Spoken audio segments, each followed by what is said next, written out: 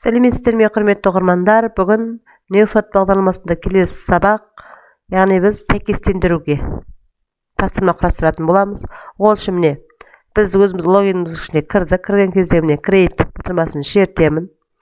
Осы жерден activity таңдаймын. Activity таңдаған кезде осының тұрғанымен бірінші тұрған matching first деген бар ғой, сәйкестендіреміз, жұбын табу. Міне осыны таңдаймын.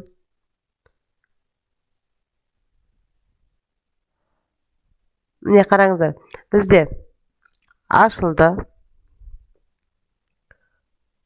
Толық жүктеліп болсын. Енді қараңыздар, біздегі үлгіміз алғашқы мына күйде ашылды. Біз мына жерге түсініктеме жазамыз. Не істеу керек оқушы? Мен жазамын, мысалға. Берілген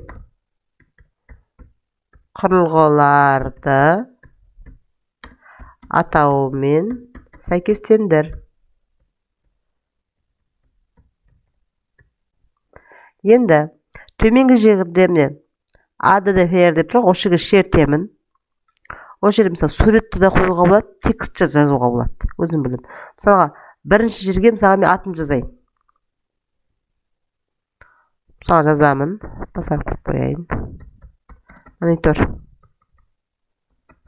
Менде қазір монитордың суреті болса, алып кірістіремін. Мына жерден алдыңғы сабақта да айтып жүрміз. Мен компьютердің ішіндегі суретті орналастырамын.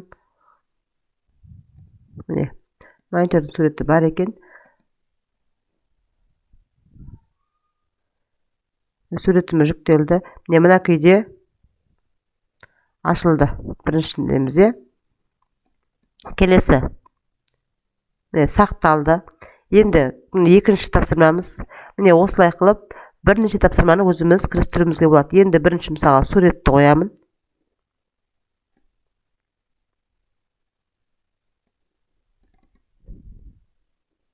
Екінші бетіне осының атауын жазамын.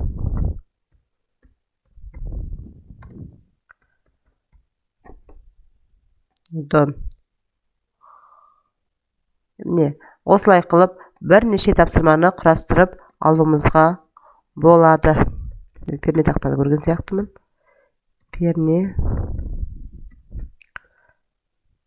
Перне тақта.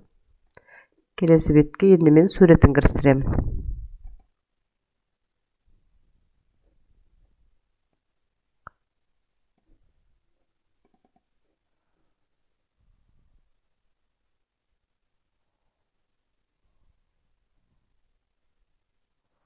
Міне, осылай қылып, тапсырмаларды құрастырып алуымызға болады.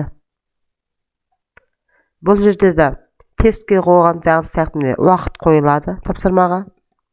Мысалы, неше тапсырма қойдым, сонша қылып, мысалға уақытты өз тапсырманың ыңғайына қарай қоюыма болады. Мына жерге бір тапсырма орнын салып жібереміз, сосын мен бұны тексеріп қарайтын боламыз. Қалай көрінеді оқушыдан. Келесі бетіне мен атын жазамын.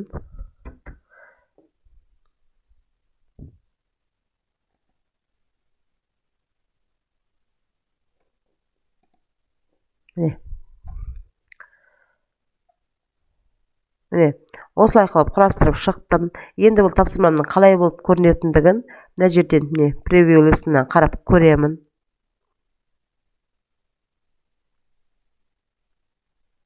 Тапсырма оқушы қалай орындайды, қалай болып көрінеді. Оның алдында тапсырмалар орын ауысып тұрады. Жұптарын таңдау арқылы оқушы орындайтын болады. Енді міне тапсырма мына күйде тұрады.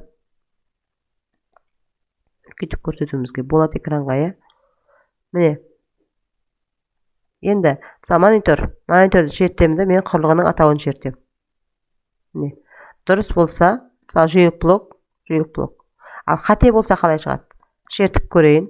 Міне, қате болса бізде қызыл жанады. Міне, осылай қылып оқушы орындайтын болады. Міне. Біздегі ең соңында бізді қандай неше ретінде орындағанымыз туралы мәлімет беріліп тұр. Міне, енді бұл жерде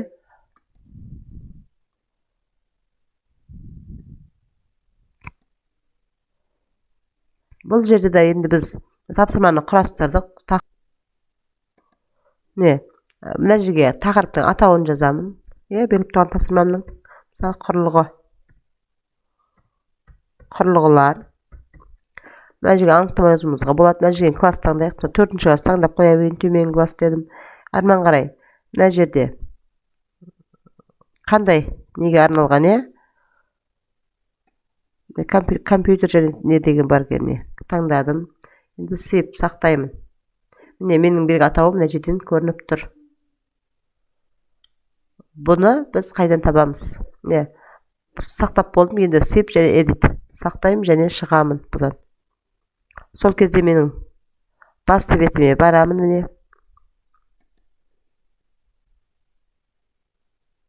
Басты бетке келдім. Құрған тапсырма міне тұр.